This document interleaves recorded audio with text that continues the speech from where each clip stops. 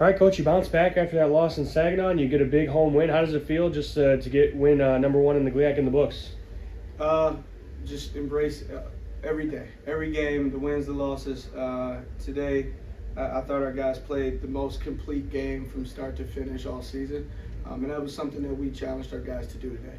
Come out, set the tone defensively, let that fuel our offense, and play for 40 minutes. And thus far, I believe this was our most complete game. Yeah, it kind of felt that way. At least defensively, you forced them into a lot of tough shots early on. They were kind of shooting from deep, contested shots. How did you feel just about the way your defense played and the shots that they were getting offensively? Yeah, they're a team that made 10 threes a game coming in, and we held them to three.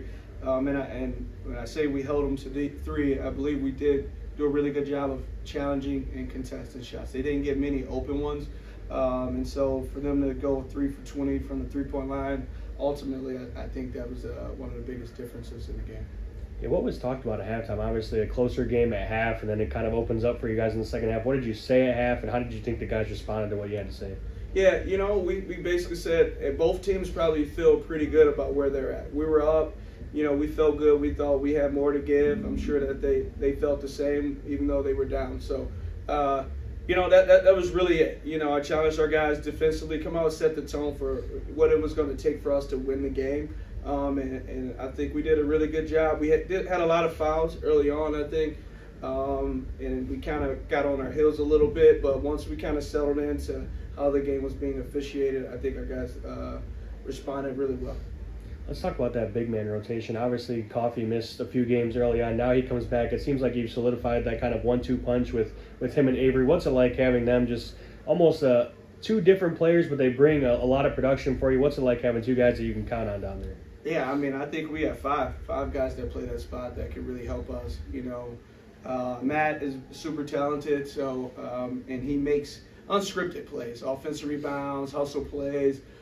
Just finds he has a knack for the ball. One of our best finishers around the basket. Avery's a veteran. He knows the ropes. He's different than the other guys. His versatility off the bounce and his effort on the glass is outstanding. Nate, we trust him. Some games are a little bit more difficult for him. Bryce Essman, freshman, he's learning. And then, Tyree Martin hasn't been out there yet, but he's someone that'll be in the mix as well. So it's more than just two guys. We got a bunch of guys there that we feel really good about, and, it could be any person's night. Yeah, it seemed like there was more energy from your team than that. Is that a GLIAC thing, or was that something that was discussed in practice? There was guys diving on the floor. It seemed like loose balls were always going your way. What was the energy like for you? Yeah, I don't know. That's a good question. And whatever it was, I hope we can bottle that up and continue to bring that with us. But I felt it. I think some of it is home game. I think some of it is GLIAC play. And, ultimately, I don't care what it is. Just keep doing it. Yeah, and then let's talk about Ray Williams a little bit. He's kind of a dynamic guard. Last year, he was more of a mid-range kind of shooter, getting to his spots, but now he's kind of added that three-pointer to his repertoire. How much does that kind of change him as a player, and how much more dangerous does that make you? Big time. To have him on a perimeter, keeping the defense honest, it opens up driving lanes for Kamen, Tone, and Mello, and Avery as well. And those guys are doing a much better job, I think, of finding him and giving him good passes. I think there's games where he was open and he might have got an inaccurate pass and he missed that shot. And so now we're giving him better passes and he's making the shots. I think he's always been capable. I think now his confidence and he's getting the shots that are really high percentage for him. Yeah, and you mentioned Kamen and Carmelo there. Two guys that are newer to the program. How have you seen them now that they've kind of experienced the GLIAC, they've gone through a little bit of the non-conference? How have they adjusted to your system and kind of Wayne State as a whole?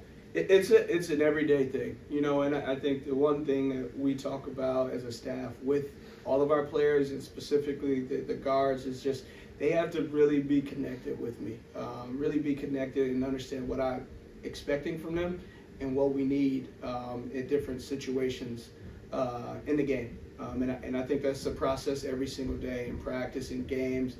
And there's different points in times today where I felt they took better command of what we were doing on the court, and it allowed me to just take a step back. And I think that's a sign for positively in terms of where we're headed. But it's something that, it's still a work in progress.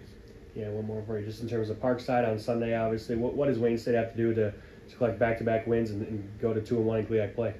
You know, we can't expect just the magic to happen again. We have to make sure that everything that we did to build up to this game, we have to find that and do it again. We can't expect the same shots to fall next game, the same, you know, things to go our way. We have to go out and make it happen. They're a really good team. I think they were 7-2 going into today, and you know, there's another challenge for us. It'd be great to finish off this part of the season, you know, with another win and protect home court.